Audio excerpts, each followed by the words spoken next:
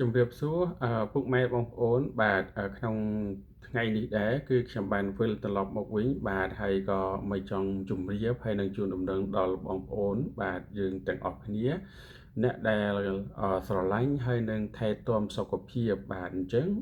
អ្វីដែលខ្ញុំនឹងជជែកបាទអ្វីដែលខ្ញុំនឹងលើកមកជម្រាបប្រាប់បងប្អូនបាទចំពោះអ្នកដែលជាអ្នកស្រឡាញ់បាទសុខភាពគឺយើងឃើញហើយថាបងប្អូនប្រជាពលរដ្ឋខ្មែរយើងបាទចាប់ពី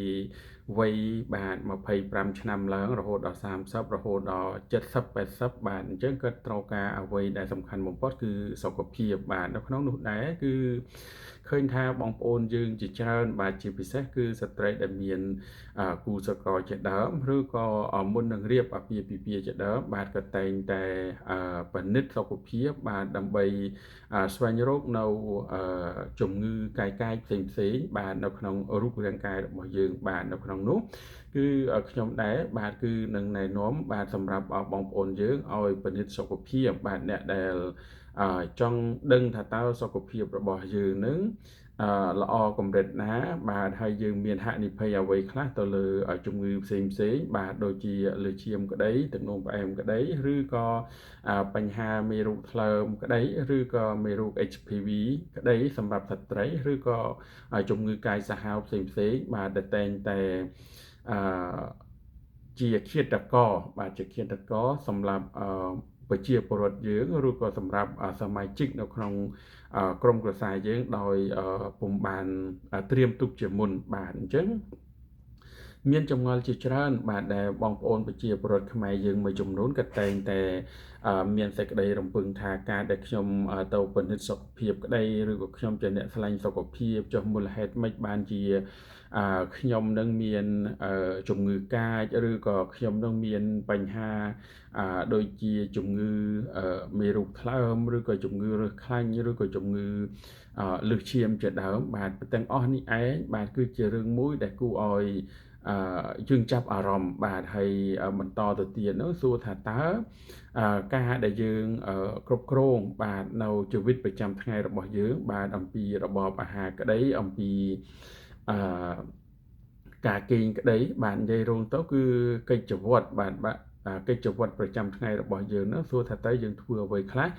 បាទដើម្បីឲ្យរាងកាយរបស់យើងនឹងបានល្អប្រសើរបាទអញ្ចឹងការហូបចុកបាទការហូបចុកគឺជារឿងមួយដែលសំខាន់សម្រាប់បងប្អូនប្រជាពលរដ្ឋខ្មែរយើងគ្រប់រូបបាទបើសិនជាយើងចេះហូបបាទដូចជាសុភាសិតជប៉ុនមួយបានបញ្ជាក់ផងដែរថាបើសិនជាពោះវៀនយើងល្អបាទពោះវៀនហ្នឹងគឺសំដៅយកពោះវៀនធំបាទអានឹងគឺសុខភាពរបស់យើងវានឹងល្អប្រសើរទៅតាមពោះវៀនយើងដែរបាទអញ្ចឹងការដែលបរិភោគនឹងគឺជារឿងមួយដែលសំខាន់បំផុតសម្រាប់ជីវិតប្រចាំថ្ងៃរបស់បងប្អូនយើងផងដែរបាទមិនមែនមានន័យថាគ្រាន់តែមកពេលហើយសុខភាពល្អប្រសើរនោះពុំមែនដែរបាទទីមួយគឺយើងត្រូវដឹងថាតើពេលព្រឹកព្រលឹមយើងត្រូវទទួលទានអាហារដូចម្ដេចពេលថ្ងៃត្រង់យើងត្រូវទទួលទានអាហារដូចម្ដេចហើយពេលល្ងាចបាទយើងគួរតែស្រស់ស្រូបអាហារដូចម្ដេចបាទដោយទម្លាប់បាទខ្ញុំជាកូនខ្មែរផ្ទាល់បាទគឺខ្ញុំតែងតែសង្កេតមើលថាបងប្អូនយើងបាទអ្នកដែលនៅជនបទគឺគាត់មានទម្លាប់លក្ខណៈផ្សេងបាទអ្នកដែលនៅទីក្រុងគឺមានទម្លាប់លក្ខណៈផ្សេងហើយសម្រាប់អ្នកធ្វើការ office ហ្នឹងគឺគាត់មានទម្លាប់មួយបែបទៀតបាទហើយជាពិសេសសម្រាប់បងប្អូនជាអាជីវករបាទអាជីវករឬក៏ជាអ្នកធ្វើអាជីព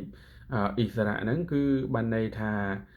គាត់នឹងមានទម្លាប់របស់គាត់មួយផ្នែកទៀតទៅលើរបបអាហារផងដែរបាទហើយជាទូទៅបាទបើសិនជាបុគ្គលិក office យើងដឹងហើយថាតើគាត់ទទួលទានអាហារនៅពេលណាបាទក៏ប៉ុន្តែដោយប្រពៃណីបាទដោយប្រពៃណីរបស់បងប្អូនប្រជាពលរដ្ឋខ្មែរយើងភាគច្រើនគឺទទួលទានអាហារថ្ងៃត្រង់ម៉ោង12បាទរួចហើយក៏អាចតម្រៀតខ្លួនឬក៏សម្រាននឹងរយៈពេល1ម៉ោងទៅ2ម៉ោងរួចហើយបានចូលធ្វើការតទៅទៀតបាទអានឹងគឺជារឿងមួយដែលគួរឲ្យចាប់អារម្មណ៍ផងដែរបាទហើយសុខភាពនៅពេលនោះគឺខ្ញុំតែងតែជម្រាបហើយបាទចាប់ពីអាយុ35រហូតដល់50 60ហ្នឹងកាលណាបើសិនតែយើងពិនិត្យកាលណាបើសិនជាយើងអឺស៊ើបអង្កេតបាទទៅលើជំងឺផ្សេងៗនៅលើរាងកាយរបស់យើងគឺជារឿងមួយដែលល្អបំផុតបាទប្រៀបបានដូចជារថយន្ត កាលណាបើសិនជាយើងបរតែម្យ៉ាងបាទយើងមិនចូលកន្លែងជាងបាទដើម្បីឲ្យ check មើលថាតើរថយន្តរបស់យើងហ្នឹងវាស្អាតដល់កម្រិតណាឬក៏គុណភាពប្រើយ៉ាងម៉េចហ្នឹងគឺពិបាកដែរបាទ